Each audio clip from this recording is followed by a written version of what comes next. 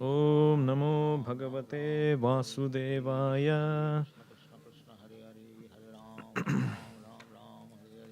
Om Namo Bhagavate Vasudevaya. Om Namo Bhagavate Vasudevaya.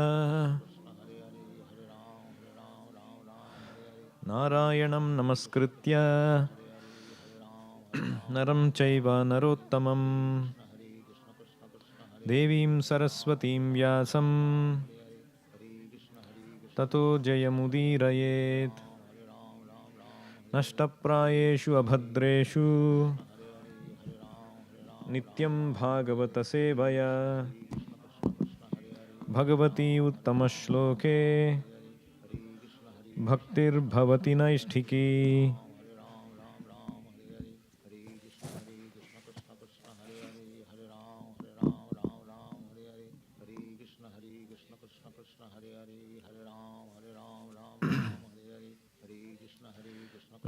Srimad Bhagavatam, Canto 7, Chapter 6, Text 3. You can pause that. Sukham Aindriyakam Daitya. Sukham Aindriyakam Daitya. Deha Yogena Dehinam. Deha Yogena Dehinam. Sarvatra Labhyate Daivad. Sarvatra Labhyate Daivad. Yadha Dukkham Ayatnataha. Yada Dukkham Ayatnataha.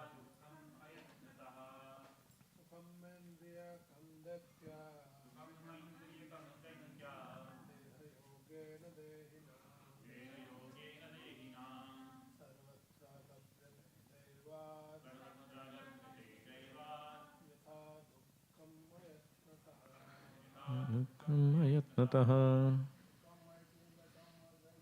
Sukham Aindriyakam Daitya.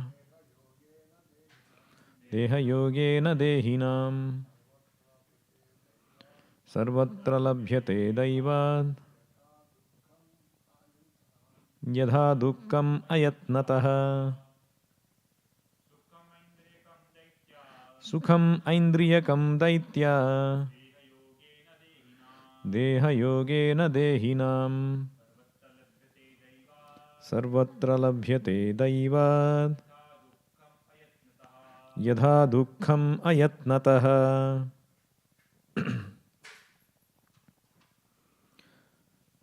I'll read the word to word. Sukham, happiness. Aindriyakam, with reference to the material senses. Daityaha, oh my dear friends born in demoniac families. Deha Yogena, because of possessing a particular type of material body. Dehinam, of all embodied living entities. Sarvatra, everywhere, in any form of life. Labhyate is obtainable. Daivat, by a superior arrangement. Yadha, just as. Dukkham, unhappiness. Ayatnataha, without endeavor.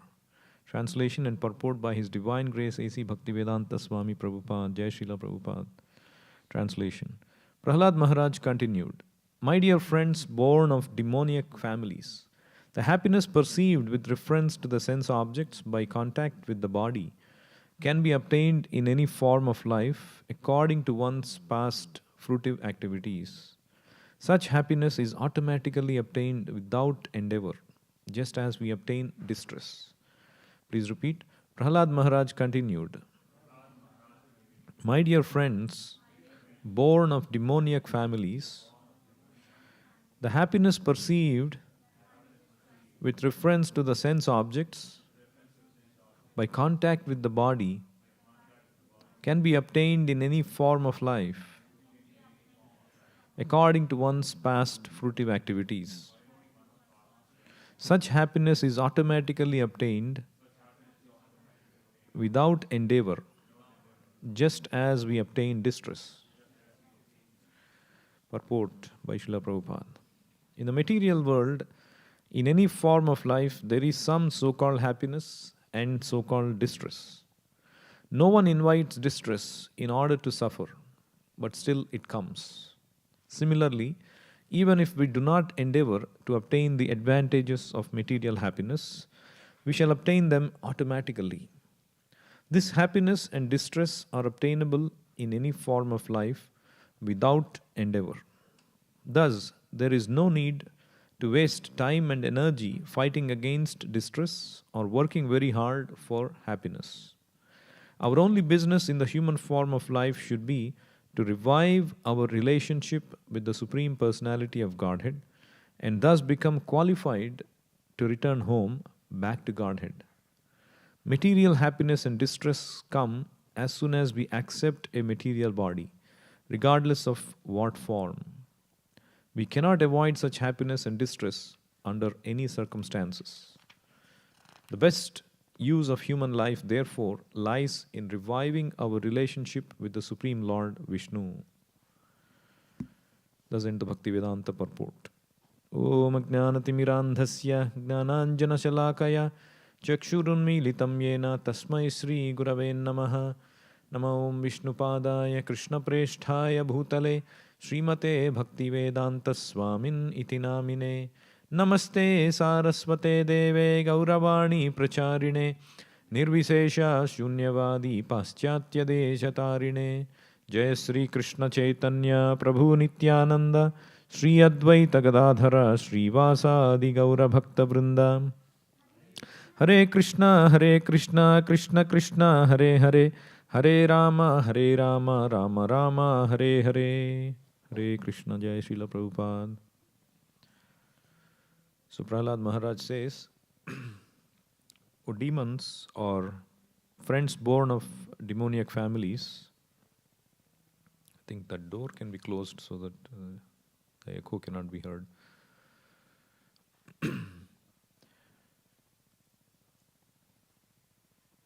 So he is teaching his friends, O Daitya, about this important point.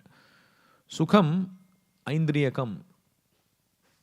Try to understand this Sukham. Everyone is trying to acquire happiness, Sukham. And in this material body, the concept of Sukham is Aindriyakam, that which is produced by the senses.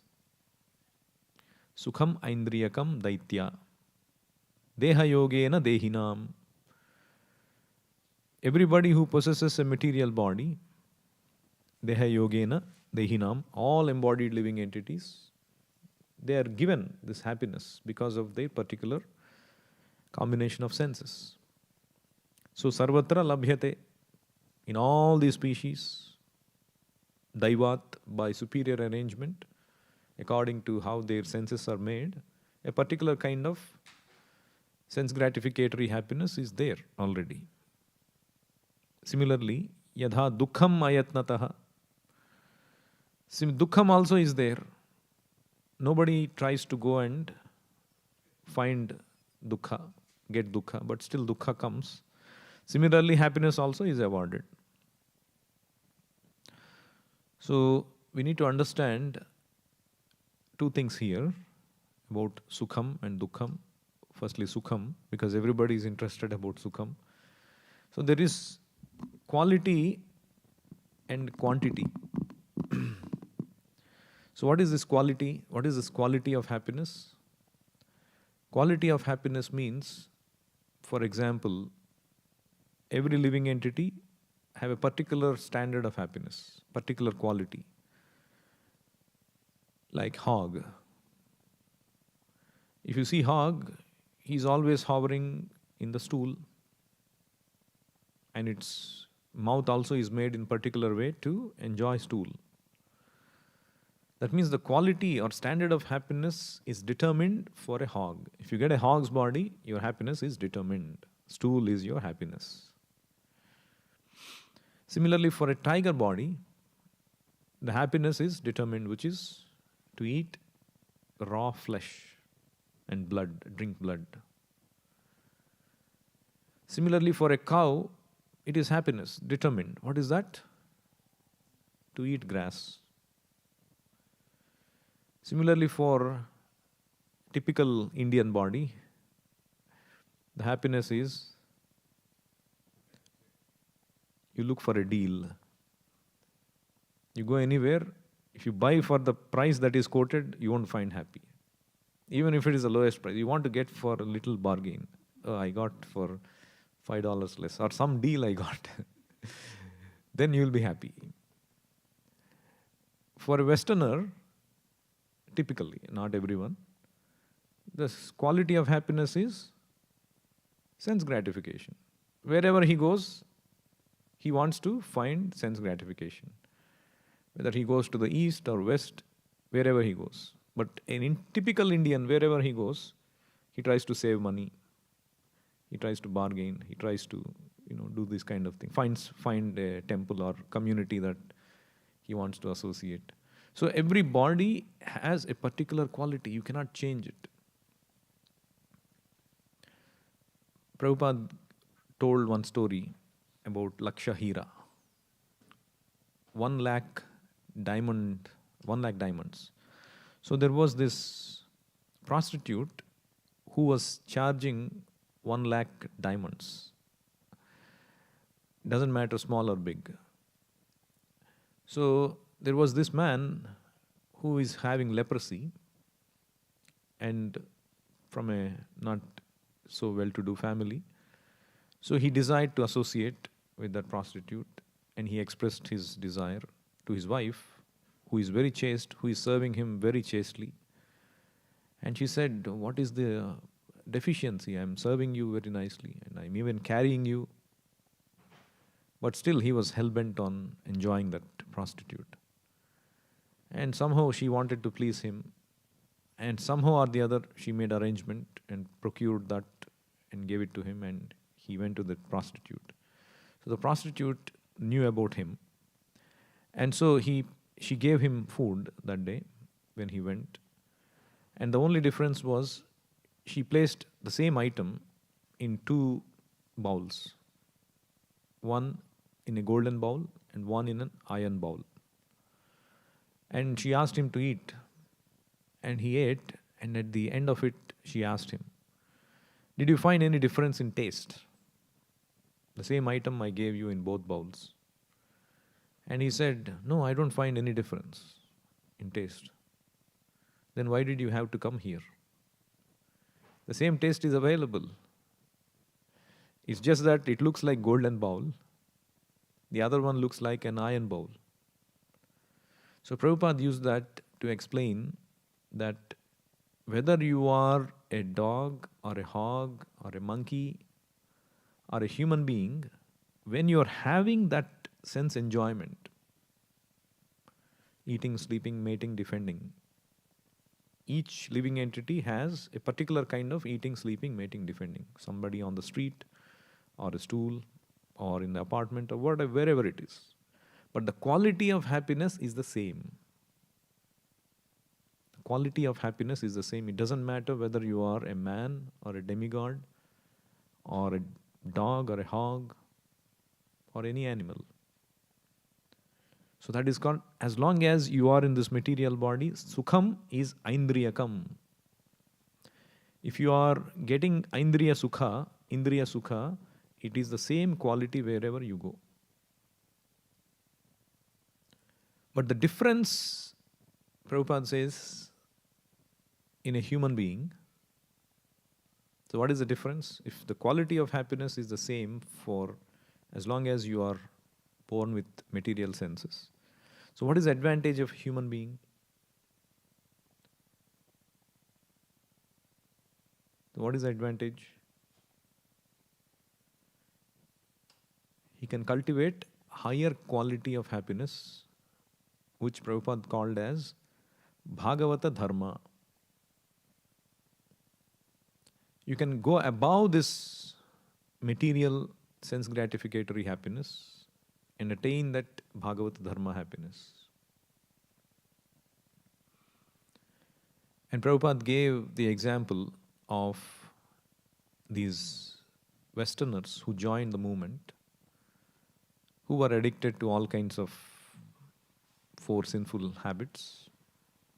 And suddenly they are giving up all these things and are experiencing that higher happiness of Krishna consciousness. That means this higher happiness can be attained only in human life. There was once a group of people in Australia. They belonged to some organization called WADA, West Australian Alcohol and Drugs Association, something like that, WADA. And so they heard the success of Krishna consciousness movement, how these youngsters are taking up this Krishna consciousness. So how it detected my voice? So I have access to your phone. Okay. Anyway, so these WADA people came and asked Prabhupada about something which they found fascinating. These youngsters, they're joining, they're giving up the LSD and drugs and all their habits and are joining. So they wanted to hear from Prabhupada about this, how they are able to give up. So Prabhupada said, it's very simple. When they come to our movement, we ask them to chant this Hare Krishna mantra, and I impose them 4 regulative principles. No meat eating, no intoxication, no gambling, no illicit sex. And they are surprised. So do you put them in moderation? Like they are having this much today, so do you moderate to this much and then to this much? Prabhupada said, no, completely stop. From day one, they have to completely stop. And then, so do you think it'll relapse? And Prabhupada said, he called one devotee and he said, open this verse from Bhagavad Gita and 2.59. Huh? Correct. Vishaya vinivartante niraharasya dehinaha rasavarjam rasopiyasya param drishtva nivartate. So he asked him to read the translation and purport and all that. So he read. What basically that verse says is, if you try to artificially restrain from engaging senses, the taste for sense object remains. Right? If you ask me, say on Ekadasi, don't eat grains. So you restrict, but the next day immediately go back and eat nicely. Just to give an example. But that Bhagavad Gita verse says, Param drishtva nivartate. If you cultivate a higher happiness, then you can easily withstand that restrainment. Similarly, Prabhupada said, when you cultivate higher happiness of Krishna consciousness, it won't relapse. And then they asked, are there any cases of relapse? And Prabhupada said, maybe 1 in 500. And it's quite phenomenal. How are you able to achieve it? And then one person came and said, no, actually what you are asking is of no practical use. And then Prabhupada said, why? Because your condition is, and then before that Prabhupada said, this, if you practice this for 6 months, like following regulative principles, chanting Hare Krishna, then you will attain the higher taste. And then this person said, then it's of no practical use because we are trying to solve this problem for masses of people and they cannot afford to spend 6 months away from all of this and joining your movement. And then again, they cannot go back and do all those things. So basically they want to do all those things. They cannot compromise on those things. Still they want to avoid the problem of these drugs and LSD, and you cannot have both ways. So Prabhupada said, no, when you come and associate with devotees, by the power of association, you will forget everything. And this is the higher happiness. Why don't you take it? They don't want to take the life of Krishna consciousness, but they want to get the benefit of avoiding the drugs and the other things. So this is the quality of happiness that only Krishna consciousness can give. The other thing that Prabhupada said during one morning walk, he was walking and he saw a movie poster, and there underneath usually there is some kind of a tagline, right? He returns, he's the one, something like that. So then one movie poster, it said, Very curious question. Is there sex after death? So, so Prabhupada raised that point in the lecture. He asked the devotee, what is that question that the movie poster was saying? And then the disciple said, is there sex after death? And then Prabhupada said, see, these people, they want to enjoy, the squeeze these senses to whatever extent they want, because they don't know that there can be life after death, and so there will be sex after death also. Naturally, when there is life after death, every body, these four things are there, according to scripture. Ahara nidra bhaya maithunam cha. What is it? Ahara means eating, sleeping, mating, and defending. In all these bodies, these four things are there. In any material body you take, these four things are there. Ahara nidra bhaya maithunam cha. So Prabhupada said, actually, I want to tell them that there is sex after death. Because you will get some body, and in that body also there is sex. But the problem is, they are trying to enjoy it in this material world, which is contaminated. The moment you try to enjoy sex in this material world, it comes with so many problems. But Prabhupada said very interesting point there, that actually originally, because nothing can exist in this world without it being in Krishna, so that impulse, that sexual impulse is also there in Krishna. Otherwise, why would we have it? So Prabhupada explained very nicely here, the position of this sex life is eternal. The sex life is from Radha and Krishna.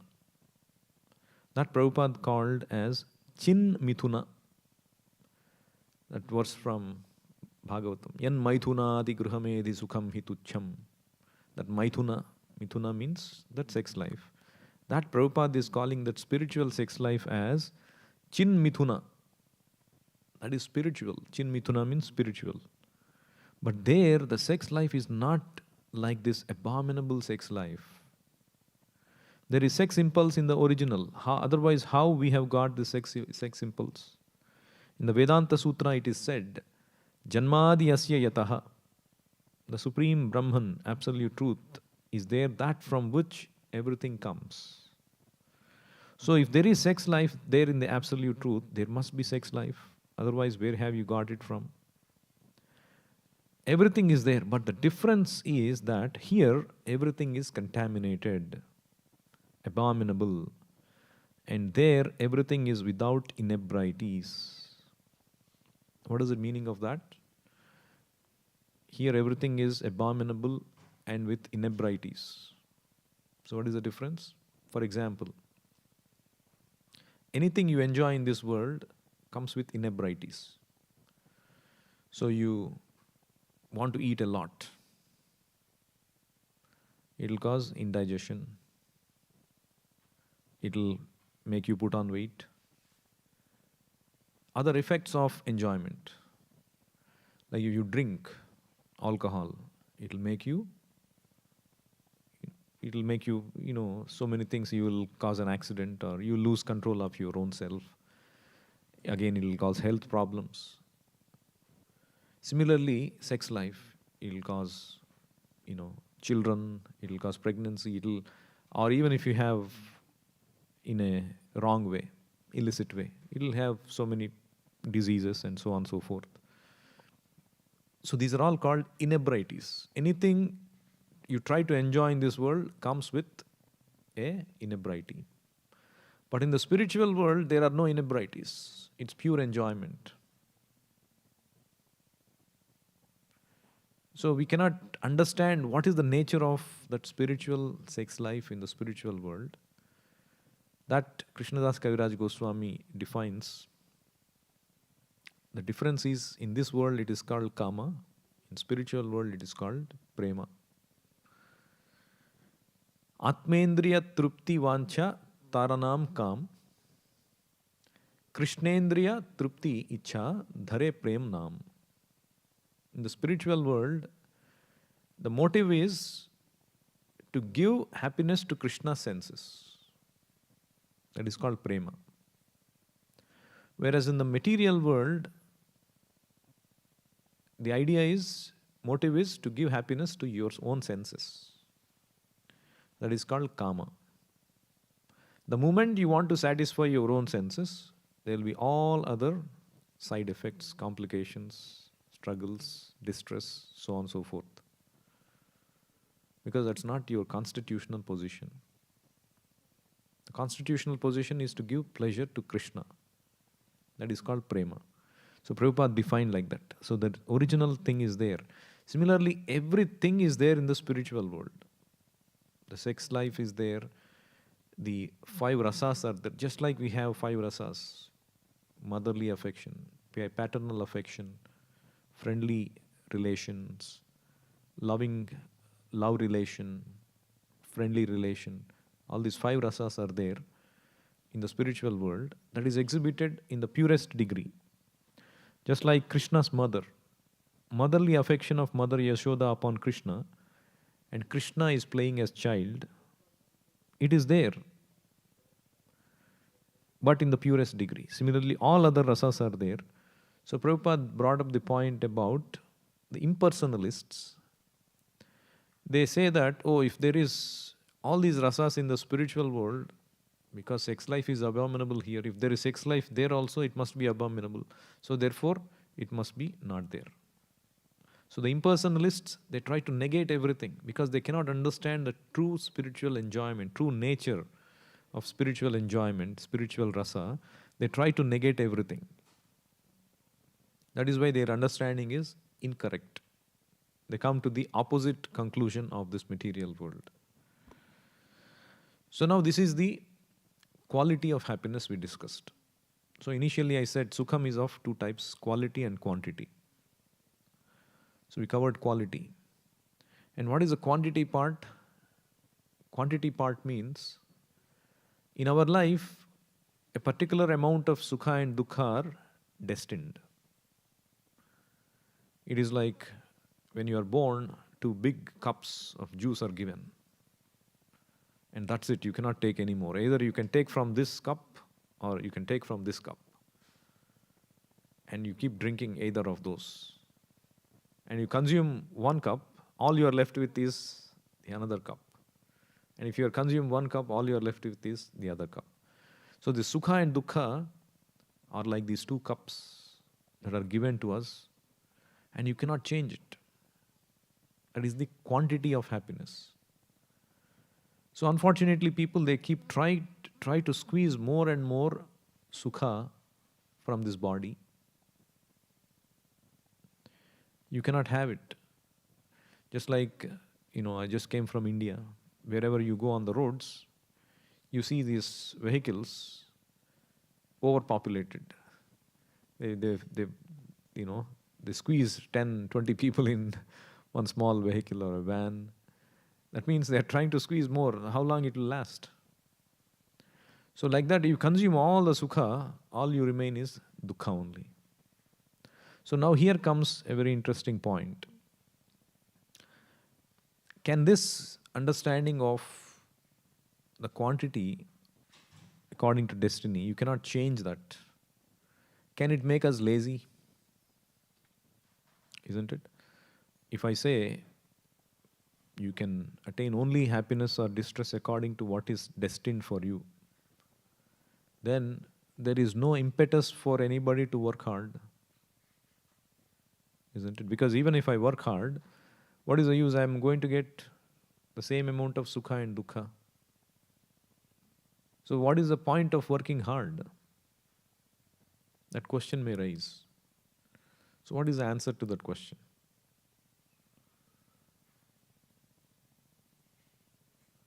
So in fact, Prabhupada covered this in Science of Self-Realization. There is a conversation. So there was this interviewer. So based on this point that Prabhupada explained, he is asking a question. So Prabhupada, would a Krishna conscious person not try for progress? It's a natural question, right? Because there is no point of trying for progress because it is all the same. So Prabhupada, the thing is that if you try for progress vainly, then what is the use of that?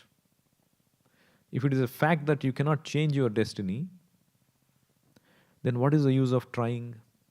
So Prabhupada is explaining the same thing. If you cannot change destiny, then what is the use of trying? So he is still confused. Oh, then we should not try for it, then we should not try for progress. So Prabhupada clarifies further. We will be satisfied with the amount of happiness and distress we are destined. Vedic civilization is meant for realization of God. That is the point. You will still find in India that during important festivals, many millions of people are coming to take bath in the Ganges because they are interested in how to become liberated. They are not lazy. They are going thousands of miles, 2000 miles away, to take bath in the Ganges. They are not lazy, but they are not busy in the dog's race. So this is the difference. So progress you should, but where you should, not in the dog's race, not vainly. Prabhupada calls that as vainly. If you try vainly, there is no use because amount of happiness and distress is destined. So if you keep trying on the material platform, you will get the same thing. But if you try on the spiritual platform, Vedic civilization is, don't be lazy, but be active on the spiritual platform. Rather, they are busy right from their childhood trying to become self-realized. Kaumaram acharet pragno dharman bhagavata niha. They are so busy that they want to begin the business from their very childhood. So it is wrong conception to think that they are lazy. And now the interviewer is asking another question. Then the question may be raised that if destiny cannot be checked, then why not let every newborn child simply run around like an animal? And whatever is destined to happen to him will happen. It's a fair question that he is asking. So Prabhupada, no. The advantage is that you can train him spiritually.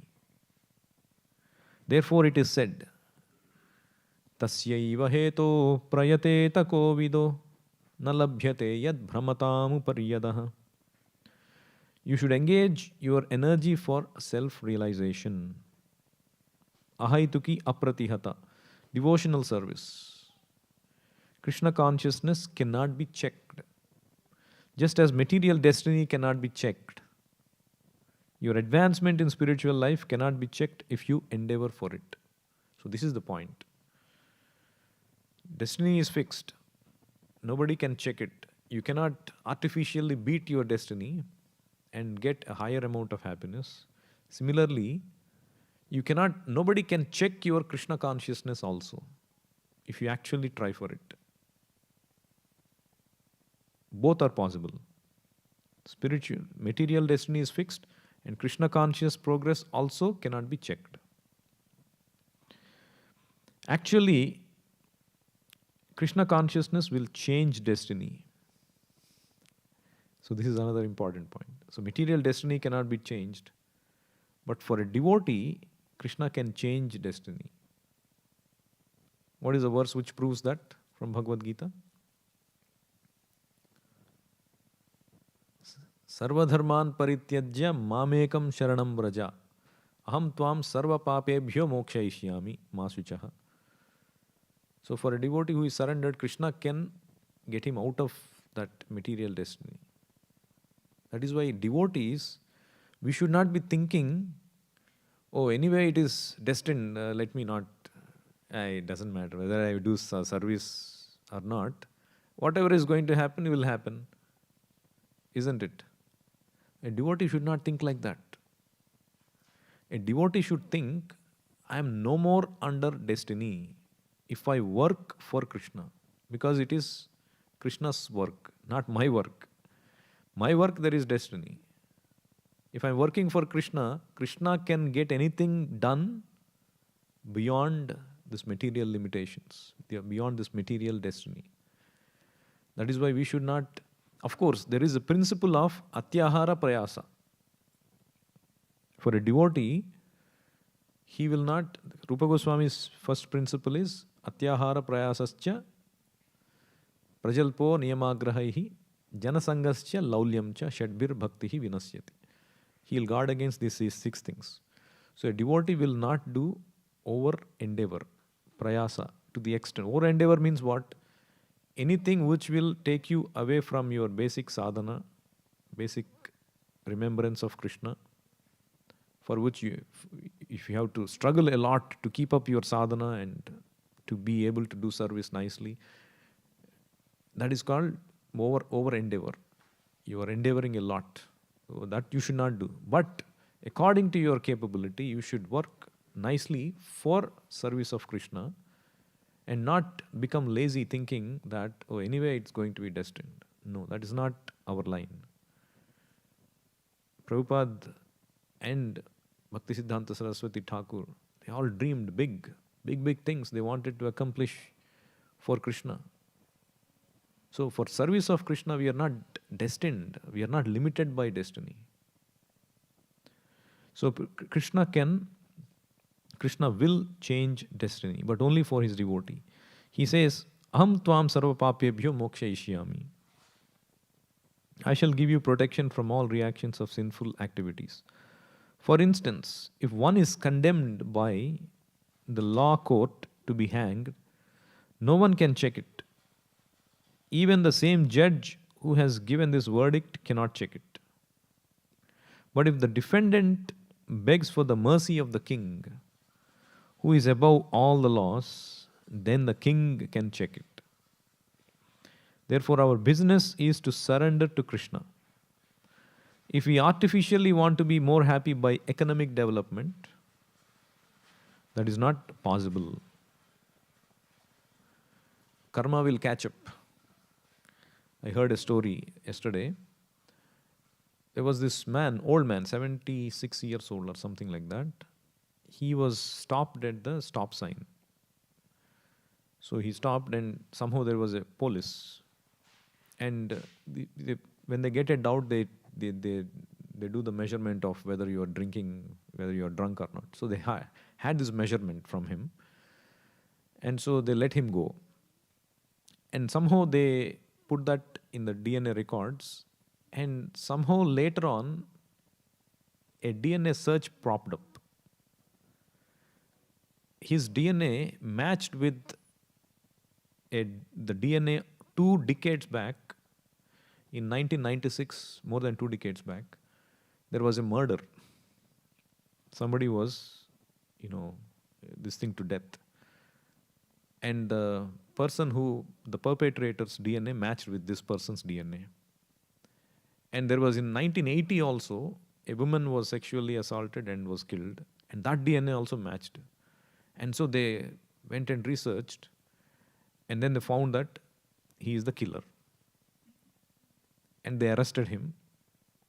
And now he is in jail. So karma, you may try to escape. But eventually you will have to pay back. You may have all the money. You will have problem either with the children. You may have nice family and money. Then some lawsuit will happen. Like Elon Musk, the richest man in this world. He wanted to buy Twitter, 44 billion. And then he said, no, I'm not buying it. Because they didn't disclose all the account details, fake accounts and all that. Now they filed a case and now he's having a trial. So he is being sued for it.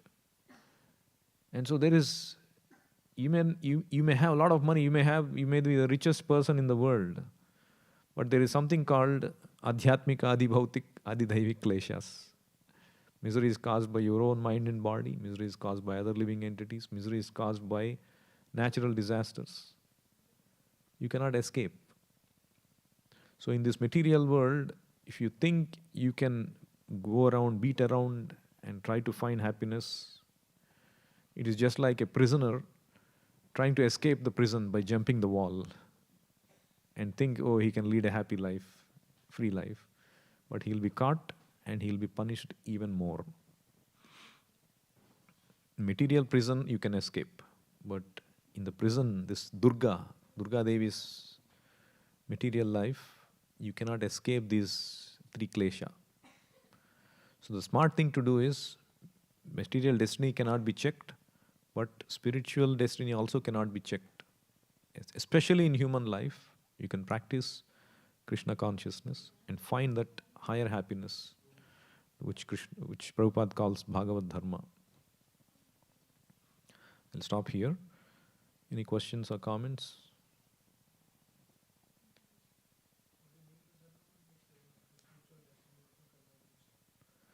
Yeah, that means here Prabhupada says your spiritual progress, ahaituki apratihata, it cannot be checked. You can you can be limited by your material destiny in the sense you may be a poor person or things like that, but you can still practice spirituality from wherever you are and still make progress.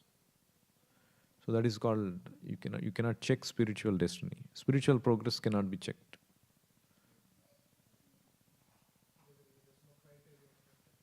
Correct. Yeah. Yeah.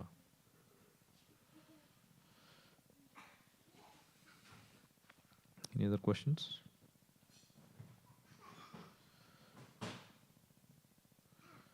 Bhagavad Gita, sorry.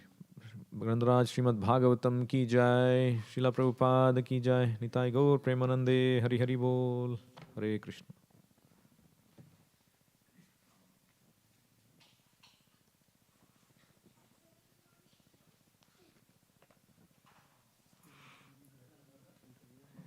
Yeah.